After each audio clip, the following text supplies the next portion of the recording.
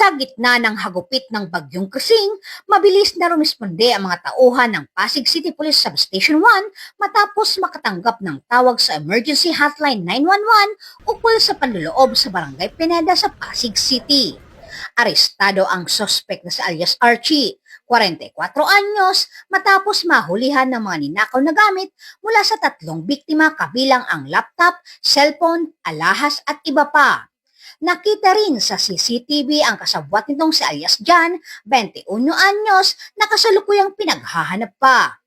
Patunay ito na mabilis at dedikadong aksyon ng mga pulis alinsunod sa direktiba ng Chief PNP sa 5 minutes response time strategy laban sa kriminalidad.